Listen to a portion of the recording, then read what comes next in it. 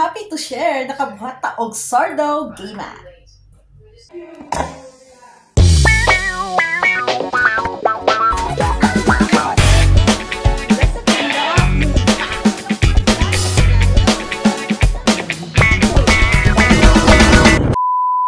Dear friends, this is my starter. So mga 2 years, running for 3 years na ni siya diri sa sa Kuwait. Then as of now, nag-change ang wideron. So na siya changes po na nahitabo po sa atong starter. So anyway, every week ko nagapakaon sa kong starter. So kini siya every Sunday na ko ginapakaon.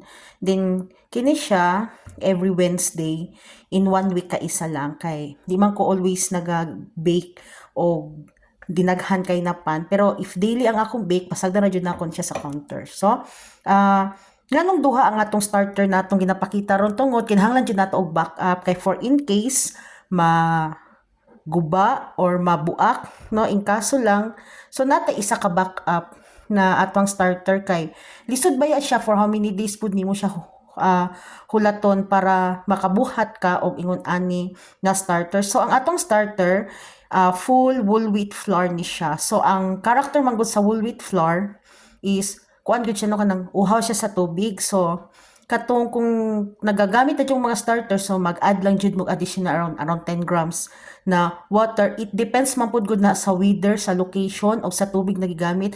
Basta di lang ta mo gamit og tubig na tap water nagikan sa faucet kay ang tubig nagikan sa faucet aduna na siya chlorine content na pwede mo patay sa germ inside sa atoang mga harina. Ang germ inside, mao na siya gitawag katong mga prebiotics, mao na siya mukaon sa mga sugar nga anaa sa mga harina. Mao kini ang pinaka-healthy na way of baking. Kay dali lang po ni siya i-digest sa mga tiyan. Ilabi na sa mga taong sensitive pag mukaon sila og pan nga magsakit ang ilang tiyan, maglisod sila gawas sa ilahang tawagan niya silang stool. So the best jud is ang bread na adunay starter or artisan bread. So this day is start of Ramadan. So na ako mixture na gibuhat dire. So kini siya inactive ni siya na starter. So gikan di are na starter. So gibutang so gimix na nako siya tubig. Then kini ang ako ang dry ingredients, no? Dili man gid full bake kaayo kay nakalimit lang ang mga pagkaon ron kay tungod sa fasting. But then as a baker kinahanglan jud nato na mag-study ta unsay resultas if gamito nato siya og gaymat.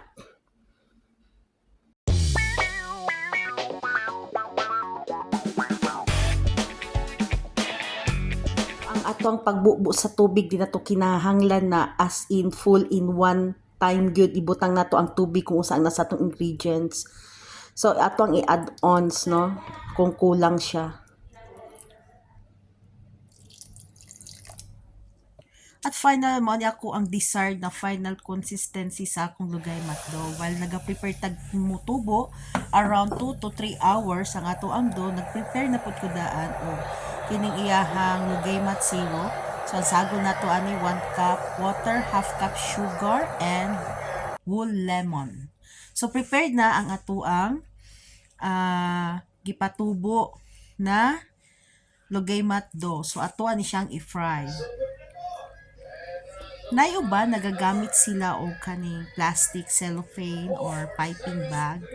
But since dili ka siya doughy no, so nasubra na ko siya og water pero testingan lang pud gihapon nato sa iyahang gawas kay ngun ana magud ang texture jud niya if pure yeast A few moments later. ang imuhang gamiton. So gitistingan nako siya, dili siya maglingin no. So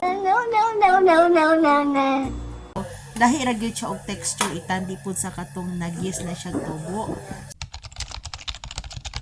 So ako ani gitanggal giilisan nako sinigamit ko in second part diri og kaning kutsara. Ang ako ang gigamit by spoon ang ako ang use. So nakuha nako ang texture niya na lingin kay kung ako siyang i-piping bag more liquid man siya kay kung kuan pud nako little hard. So at least nakita nato ang iyahang texture. Ang iyahang smoothness the same lang gihapon sa katong yeast lang ang gamit. So ingon anya akong gibuhat Akuan lang siyang gibay spoon o pagbuhat. So anyway, kini bagong pagkaon para lapon ni sa ako ang experience.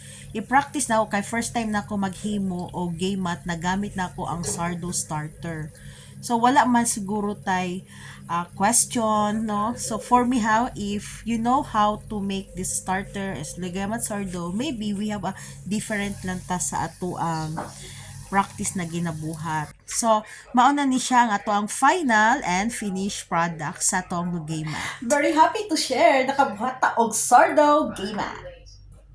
Ato ang tilawan atong gihimo na sardo Lugaymat. Sa ato sa itoslob sa atong gihimo na lemon syrup.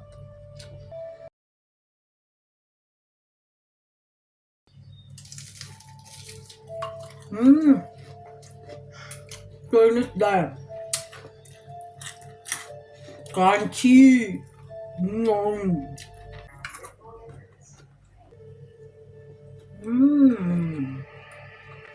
Very traditional.